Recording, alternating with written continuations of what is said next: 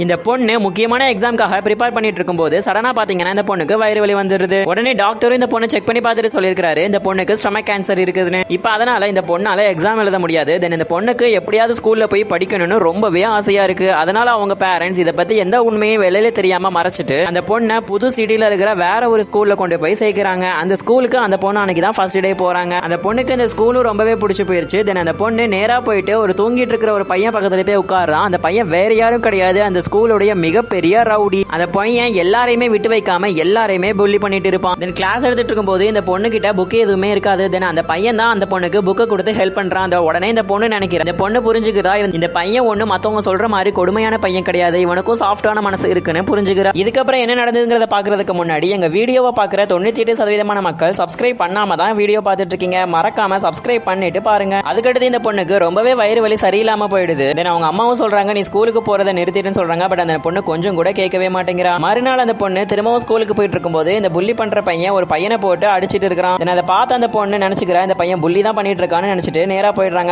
அதுக்கப்புறமா தான் அந்த பொண்ணுக்கு உண்மை தெரிய வருது இந்த பையன் அந்த பொண்ணை காப்பாத்துறதுக்காக தான் இந்த மாதிரி பண்ணிட்டு இருக்கான்னு. இப்ப இந்த பையனுடைய சாஃப்டான மனசை இந்த பொண்ணு புரிஞ்சுக்கிறா.